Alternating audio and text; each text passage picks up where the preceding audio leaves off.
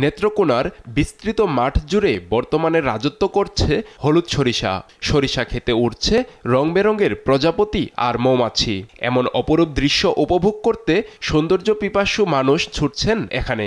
খরচ কম ও লাভ বেশি হওয়ায় দিন দিন সরিষা চাষে আগ্রহী হয়ে উঠছেন কৃষক। আমরা দ্বিগুণ এবার শস্য বেশি বাড়ছে। এবার আমরা আরো বাড়াই দিছি, আরো বেশি করে হইতেছে। আর শুধু আমি করে না, সারা দেশের মানুষ এই শস্যের দিকে উদ্বুদ্ধ হয়েছে। যারা গেছে এবার 1% সরিষা 1 কাঠা জমিতে সরিষা করছিল, এবার তারা 3 কাঠা 4 কাঠা জমিতে সরিষা লাগাইছে। এবার সরিষার ফলন অনেক বেশি।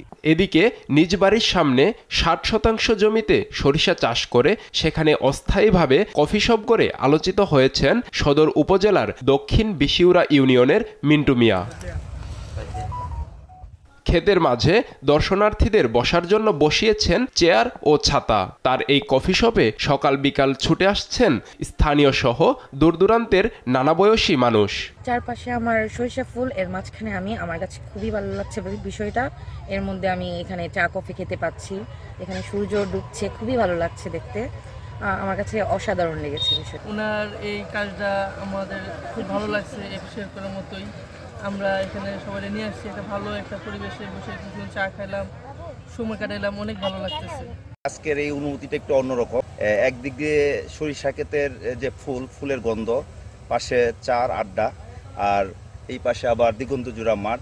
এটা একটা ভিন্ন রকম অনুভূতি। অভিনব এ উদ্যোগে আলোচিত হয়ে লাভের দেখাবে উচ্ছ্বসিত মিন্টু মিয়া। আমি সবসময় চিন্তা করতাম যে কিভাবে ব্যতিক্রম কিছু করা যায়। এই যে আমরা উপসহকারী জেলা প্রশাসক থেকে এই শস্য আমাকে দিয়েছে, তাদের এই যে শস্য বীজ রোপণ করার জন্য। তারপরে চিন্তা ভাবনা করলাম যে এই বীজ রোপণ করার ফলে তো একটা সুন্দর দৃশ্য হবে। তো সরিষা ক্ষেতের মাঝখানে কয়েকটা ছাতা দিয়া মনে করলাম এরকম একটা restaurant type, coffee house type যদি করি, তো মানুষ অনেক আনাগোনা করবে, অনেক চলবে মনে হয়। এমনভাবে মানুষ আসা যাওয়া করতেছে, ছবি তুলতেছে, ভিডিও করতেছে, বলার বাহিরে।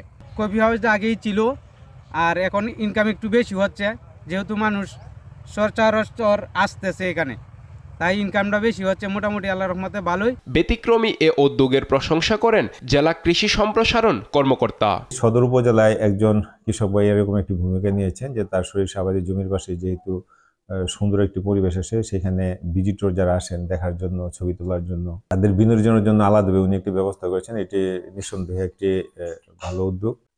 আমরা আশা রাখি যে সরিষার যে আবাদটি, এটি কৃষক পর্যায়ে আরো দ্রুত বিস্তার লাভ করবে। এবছর নেত্রকোনার 10টি উপজেলায় 13,050 হেক্টর জমিতে সরিষার আবাদ হয়েছে। নিউজ ডেস্ক, দেশ টিভি।